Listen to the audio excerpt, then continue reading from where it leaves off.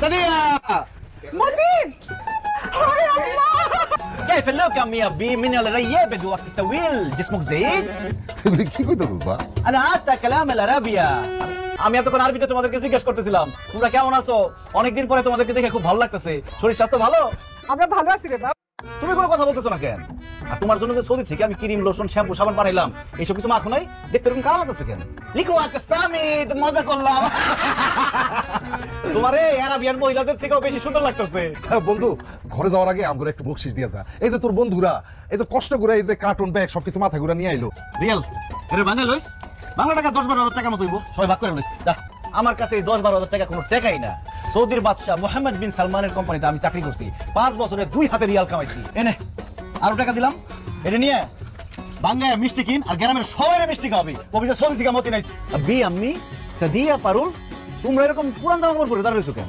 বাড়িতে পুরান জামা কাপড় পরবো না তো কি করবো যতদিন আমি বাড়িতে আছি ততদিন তোরা পুরান জামা কাপড় গাড়ি দিতে পারবি না এই যে এই রিয়ালগুলো নিয়ে যাও নিয়ে টাকা ভাঙে বাড়ি সবার জন্য জামা কাপড় নিয়ে আসো নতুন তাদের যাও 6 মাসের ছুটি নিয়ে আসছি সৌদি থেকে 2 হাতে টাকা কামাই আসছি এই 6 মাস গ্রামে থাকবো খাবো ফুর্তি করবো ঘুরবো মজা করবো আর 2 হাতে টাকা উড়াবো এখানে 6টা কম্বল আছে ছোট খালা তো বারবার ফোন দিয়ে খালি কম্বলের কথা কইতো ছোট খালা রেখা দিবা আর বাকি 5টা আম্বুলিকে রাখবা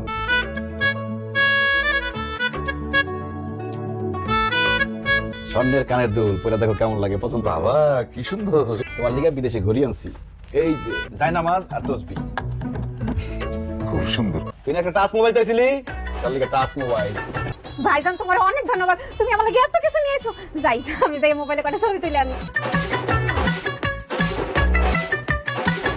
আচ্ছা আপনি বিদেশ থেকে আইছেন ভালো কথা তাই বলে সবার জন্য এত কিছু নিয়ে আইতে কেন সবার জন্য 2-1টা করে আনেন অল্প অল্প আনেন আপনার সাধ্য অনুযায়ী আনেন এক একজনের 10টা-20টা করে দেওয়ার কি দরকার তোমার জামাই সৌদি থেকে আসছে তার একটা ভাব আছে না আর টাকা পয়সা যদি 2 হাতে না উড়াই মানুষজন আমার দাম দিব বিদেশ থেকে আইছে একটা ব্যাপার আছে না আসেন খাইতে আসেন মাদাতুত বাকু মানে কি রান্না করছো আর কি ছোট মাছ ডাল আলু ভর্তা আর ডিম ভাজি আমি বড় মাছ আর মাংস ছাড়া ভাত খাইতে পারি না এই সমস্ত ছোট মাছ ডিম আলু ভর্তা এসব আমি খাবো না তোমাকে এসব খাবার দিয়ে আমার হবে না কালকে সকালে আমি নিজে বাজারে যাবো ওজনে 2 কেজি আপনি যদি নেন একদম 600 টাকা 500 টাকা দিয়ে দাও বাজার বাইরে আচ্ছা ঠিক আছে আপনি যখন কইতে নিয়ে যান চাচা আপনি কেমন আছেন এই তো ভালো আছি মতিন সৌদি থেকে কবে আসলা এই তো চাচা গতকালকে আইছি এক কাম করেন মাছ ফেরত লন 500 টাকার জায়গায় আমি আপনার 1000 টাকা দেবো সৌদিকে নতুন নতুন টাকা হইছে সেই টাকার গরম দেখাও না আমার কাছে টাকা আছে আমি টাকা গরম দেখাই তোর সমস্যাটা কি 1000 টাকা হইছে না আমি আপনার 2000 টাকা দেবো এর কাছে মাছ ফেরত লন আরে দিতে কইতাছে দেন আর অহংকার দাইলা অহংকার থাকবো না বেশি দিন কই দিলে আমার তো আরো মাছ লাগবে কাজ করেন যে কটা মাছ আছে সব দিয়ে দেন দেখো সব কিছু হয়ে গেছে রঙিন মনে কর সৌদির বাদশা মোহাম্মদ বিন সালমানের কোম্পানিতে কাজ করছি তাহলে বুঝ রাজা বাদশার সাথে উঠা বসা আছিল তুই তো জানোসই আমরা প্রতি বছর উত্তরপাড়া যে মাঠটা আছে না ওখানে একটা ক্রিকেট টুর্নামেন্ট ছাড়ি এই বছর ফাইনাল খেলার প্রধান অতিথি হইবি তুই নাম হইব Saudi Matin TV cup cricket tournament বাহ বাহ বাহ খুশি হলাম তো কথা শুনে আমরা প্রাইজ হিসেবে ঘোষণা করছি 14 ইঞ্চি রঙিন টেলিভিশন সেটা কিন্তু তুই দিতে হইব ধর বেটা 14 ইঞ্চি টিভি আজকাল চলে এই সৌদি মতিন 42 ইঞ্চি রঙিন টিভি জিতেছে ও এবার তো খেলা যাবে না এবারে বন্ধু তুই এখন আঙ্গুরে চা খাওয়াবি চল কি খাবো চা এই লো 10,000 টাকা দিলাম খাইতে থাক টাকা ফুরাই গেলে আমার আবার খবর দিবা আবার টাকা পাঠাবো আইওয়া ইয়াল্লা হাবিবি আপনি এত টাকার বাজার করছেন কেন আরে তুমি তো জানো পকেটে টাকা থাকলে টাকা আবার কাম পায় টাকা এখন পকেটে গরম গরম আছে দেখা সব খরচ করে ফেলেন না 6 মাসের ছুটি নিয়ে আইছেন টাকা শেষ হয়ে গেলে বুঝবেন একটা টাকা কারো কাছ থেকে পাইবেন না আমার ব্যাংকে টাকা আছে উঠামো আর খরচ করুম উঠামো আর খরচ করুম 6 মাস পর আবার বিদেশ যাবো আবার কামাবো আবার খরচ করুম মাছ মাংস হাঁস মুরগি ফল ফলাদি সবকিছু নিয়ে আইছেন আমগো ঘরে তো ফ্রিজ নাই এডি রাহুন কেমনে সৌদি রাজা বাদশার লগে আমার উঠা বসা সালমানের কোম্পানিতে আমি কাজ করি আর মানুষ যদি জানে আমার বাড়িতে ফ্রিজ নাই আমার মান সম্মান থাকবো বাড়ির মধ্যে যে ফ্রিজ নাই এই কথাটা আমার কোন নাই কেন তোমরা আরে তোর আব্বা তো অল্প অল্প বাজার করে এজন্য তো ফ্রিজের দরকার হয় নাই আজকে এখন এই মুহূর্তে তুমি ফ্রিজ কিনবা তাও ডাবল ডোর একদম 2 দরজালাটা আব্বা আপনি আপনার পোলার কথা শুনেন না তো ছোটর মধ্যে একটা ফ্রিজ কিনে নিয়ে আসেন এটা 1 লাখ টাকা দাও এটা বড় ফ্রিজ নিয়ে নেবেন 2 দরজার টাকা বেশি লাগে আরো বাড়াই দেব আমি ফ্রিজ কিনা নাকি নতুন নতুন বাহ বারে বাহ বাহ সর্বনাশের কারবার 3-4 দরজার ফ্রিজ পাই নাই তার লাগি 2 দরজার ফ্রিজ কিনছি কিন্তু সবচেয়ে বড়টা 1,20,000 টাকা দাম জমি জমা বেচা পোলাপান বিদেশ পাঠানো লাগবে ভাইজান এটা কার হুন্ডা কি কইলি তুই এটা এই মতিন অন্য আরেকজনের হোন্ডা নিয়ে বাড়ি যাইবো এটা আমার হোন্ডা আইসা কিনছি তুমি আইছো মাত্র 6 মাসের জন্য এর মধ্যে এত টাকা খরচ করে এই হুন্ডা কেনার কোনো দরকার আছে কয় টাকা দিয়ে কিনছো এই হুন্ডা বেশি না মাত্র 1,20,000 টাকা আমার বন্ধু কামালের কাছ থেকে কিনছি আলমগীরের কাছে বেচতে নিছিল 70,000 টাকায় আলমগীর এটা নেন তুই এটা 1,20,000 টাকা দিয়ে কিনছো না এক্ষুনি এই মুহূর্তে আমার আব্বা আমারে হোন্ডার মধ্যে নিয়ে আমি ঘুরামু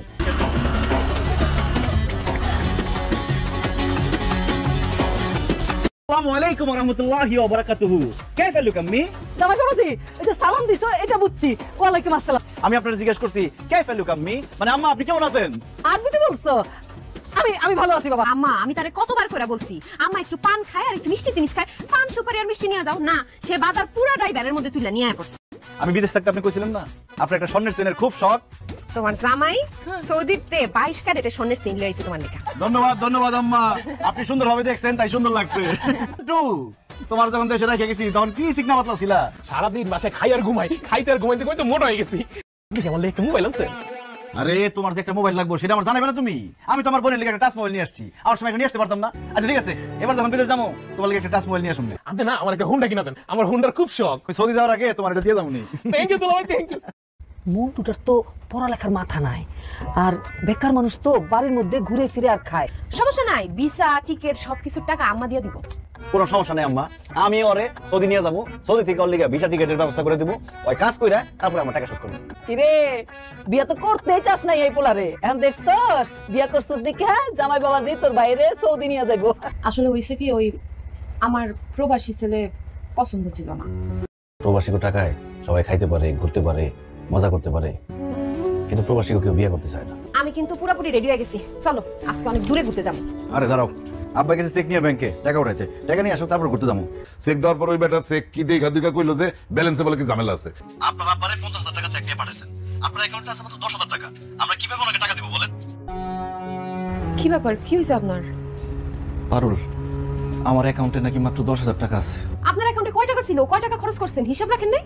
6-7 লাখ টাকার মতো ছিল। মাত্র 6-7 লাখ টাকা আপনার ব্যাংকের অ্যাকাউন্টে ছিল, আর বিদেশতে বাড়িতে আইসা আপনি এমন ভাবে টাকা খরচ করছেন, আমি তো ভাবছি কোটি কোটি টাকা ইনকাম করে আইছেন আপনি। আমি আপনারে বারবার কইছি না উল্টা পাল্টা টাকা খরচ করেন না, বিপদে পড়বেন আপনি একটা। আমার কথা এখন ফলছে না? তুমি কোনো চিন্তা করো না, আব্বা মা আছে, বন্ধু বান্ধব আছে, শাশুড়ি আছে, কোনো না কোনো ব্যবস্থা হয়ে যাইব। কি ব্যাপার বৌমা, ডিম ডাল আলু ভর্তা, মাছ মাংস কিছু রান্না করো নাই? না মা, আমিও মাছ মাংস ছাড়া ভাত খেতে পারবো না। মাংস না হোক আমার জন্য অন্তত এক পিস মাছ ভাজি করে নিয়ে আসো যাও। আমার জন্য একটা মাছ ভাজি করে নিয়ে আস। আবার মাছ পামু কই, ফ্রিজে তো মাছ মাংস কিছুই নাই। কি কো, মাছ মাংস ফ্রিজে নাই মানে?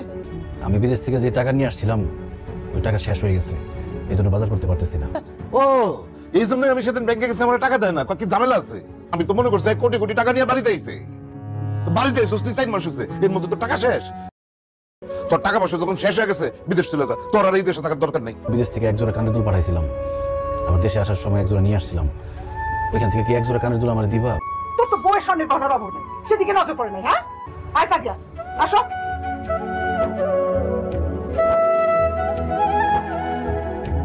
আমার যে গয়নাটি দিচ্ছেন ওগুলো বিক্রি করে দিয়ে। না তোমার গয়না আমি বেচতে পারবো না। দোস্ত আমার 20,000 টাকার খুব দরকার, আমার 20,000 টাকা ধার দে, আমি বিদেশে গিয়া তোর 20,000 টাকা পাঠাই দিল, তাহলে তুই আমার 20,000 টাকা দে। আরে বেটা আমি করি ইলেকট্রিকের কাজ, আমি কয় টাকা কামাই এই কাম কইরা? কামাল, আমার একটা জরুরি কাজ আছে বুঝছস, তোগুলো পরে দেখা করব নি, এখন যাইয়া। গ্রামের মধ্যে আমার কোনো একটা কাজের ব্যবস্থা করে দে। আরে বেটা এটা কোনো কথা কইলি? তুই সারা জীবন আসলি সৌদি আরবে, রাজা বাদশাগুলোকে চলাফেরা করছ, তো যেহেতু টাকার দরকার হুন্ডাটা বেচা দে। তোর কাছে কি কোনো হুন্ডা কেনার পার্টি আছে? তোর যেহেতু টাকা দরকার, হুন্ডাটা আমি কিনে রাখা দিব। এখন হুন্ডাটা কত বেশি কো? তোর কাছ থেকে তো কিনলাম 1,20,000 টাকা দিয়ে, 1 লাখ টাকা দিস। 50,000 টাকা দিব, হুন্ডাটা দিয়ে দে। আরে কামাল তো 50,000 কইছে, অন্য কারোর কাছে বেচতে গেলে 30,000 টাকাও দাম পাবি না। চাবি দে।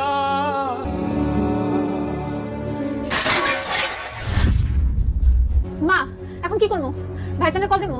আরে না না, আমার পরের ফোন দিয়ে প্যারেশনের মধ্যে ফেলানোর দরকার নেই। ওর মা আর ভাইরে ফোন দে। আরে মতিন ভাই, আপনি এখানে? আপনার বউ তো অসুস্থ হয়ে পড়ছে, আপনার শাশুড়ি আর শালারে দেখলাম ডাক্তার নিয়ে যাইতেছে, আপনি তাড়াতাড়ি বাড়িতে যান। পারলো অসুস্থ, এটা আমার ফোন দিয়ে জানাইবে না? এই তোর ফোন দিয়ে কি করবো আমি? তুই ডাক্তার, তুই চিকিৎসা করবি? ডাক্তার দেখছে তাহলে দেখতে দে। খুশির সংবাদ আছে, কি খুশির সংবাদ আপা? আপনি বাবা হতে চলছেন, তাড়াতাড়ি বাজারে যান, মিষ্টি নিয়ে আসেন। আপনি এখন থেকে ভাবি টেক কেয়ার করবেন এবং সবসময় তার পাশে পাশে থাকবেন। আপনি খুশি হন নাই? খুশি হয়েছি, অনেক খুশি হয়েছি। আমার সন্তান হইব, আমি তারে জড়ায় ধরুম, আমি তারে কোলে নিব। আপনি না কিছুদিন পর বিদেশ চলে যাবেন? না না, আমি বিদেশে যাবো না, আমি আর বিদেশ যাবো না আব্বা। আমি সৌদি যাবো না, আমি দেশে থাকুম। আমার খুব ইচ্ছা আমার সন্তান হওয়ার সাথে সাথে তারে আমি কোলে নিব, তারে আদর করুম, তার সাথে হাসবো খেলবো, কিন্তু আমি বিদেশ চলে গেলে আমি তো সেটা পারবো না আব্বা। তুমি আব্বার একটু বুঝাও না, আমি বিদেশ যাবো না মা। আর আমি আব্বারে কি বোঝাবো? আর তুই এরকম বাচ্চা পোলাপানের মতো কথা কইতেছিস? ছোট করে বিয়া দিতে হইব না? বিয়ার বয়স পার হয়ে যাইতেছে। তুই বিদেশে যাবি, টাকা পাঠাবি, সেই টাকা দিয়ে না বিয়া দিবি। তুমি আমার ছোট বোনের কথা ভাবতেছো, কিন্তু আমার মনের কথা ভাবতেছো না। আমার মনটা কি চাইতেছে সেটা ভাবতেছো না। পারুল এই অবস্থায় রাখি আমি বিদেশ যেতে পারবো না মা। না না না না জামাই, বিদেশে তো তোমার যাইতেই হইব। তুমি সেখানে যাইয়া টাকা পয়সা পাঠাইবা, একটা বড় করে একটা বিল্ডিং হইব, সেই বিল্ডিং এ আমার নাতি নাতনি থাকবো। আমার বাচ্চারে কোলে করে নিয়ে ঘোরার শখ, আমার বাচ্চারা আমার চোখের সামনে বড় হইব এটা দেখার শখ, এই কথাটা কেউ ভাবতেছেন না। এখন ভিডিও কলের যুগ, তুই বিদেশে গিয়া ভিডিও কল দিবি, ভিডিও কলে তুই তোর বাচ্চারা দেখবি, আদর করবি, তাহলেই তো হয়। তুই যদি বিদেশ না যাস তাহলে এই বাড়ি জায়গা জমি সয় সম্পত্তি সব বেচা আমি আর তোর মাঝে দিকে দুই চোখ যাবো। মানুষ বিদেশে যেতে পারে না, আর আরো আগামা আছে তারপরে বিদেশ যাবো। কেউ চায় না আমি দেশে থাকি। আব্বাই জমি কিনবো, আম্মায় সাদিয়ারে বিয়ে দিব। আজকে আমার মনে হইতেছে প্রবাসীদের কোনো বাড়ি ঘর নাই, তারা আসলে মেহমান। একজন প্রবাসীরে কেউ ভালোবাসে না। টাকা যতদিন থাকে ততদিন তার মাথায় তুলে রাখে, টাকা শেষ হয়ে গেলে মাথা থেকে আছাড় দিয়ে ফেলাই দেয়। কিন্তু একজন প্রবাসীর যে মন আছে, মায়া আছে, আবেগ আছে, এটা কেউ বুঝতে চায় না। সৌদি আরবের বাদশার কোম্পানিতে আপনার চাকরি করানোর দরকার নাই, দরকার হলে আমরা না খায় থাকো। আসলে আমি মরুভূমিতে উট চড়াইতাম, কত কষ্ট করে টাকা কামাইছি। আপনি এত কষ্ট করে টাকা ইনকাম করছেন, বাড়িতে এসে টাকা এরকম নষ্ট করলেন কেন? মানুষের দেখানোর লেগে, আমার আপন মানুষের কাছ থেকে, আশেপাশের মানুষের কাছ থেকে আদর, সম্মান, ভালোবাসা এসব টাকা দিয়ে কিনতে চাইছি। তুমি আসলে ঠিকই বলছিলা পারুল, আমার এত কষ্টের টাকা দেশে এসে এইভাবে নষ্ট করা উচিত হয়নি। এখন তো বিদেশ যাওয়া ছাড়া আমার আর কোনো উপায় নাই। আমি বিদেশ যেতে চাই না পারুল, বিদেশ যেতে চাই না। আমার সন্তান যাতে সুন্দরভাবে সুস্থভাবে পৃথিবীতে আসতে পারে। আমার সন্তানের যদি কিছু হয় আমি মরে যাবো আব্বা। বাজার কান্দিস না, বাজার কান্দিস না। আমরা তো অবশ্যই তোর বউ দেখে রাখো। জানি বাড়িতে আপনি একা মানুষ, আপনার অনেক কাজ, তারপর সময় পাইলে মাঝে মধ্যে এসে পারুলটা দেখা যায় না। আমি সবার মুখে হাসি ফুটাইতে পারলেও এবার তোমার মুখে হাসি ফুটাইতে পারবো না, কারণ তোমার মনে কষ্ট দিয়ে আমি চলে যেতেছি। আমার মাফ করে দিও পারো।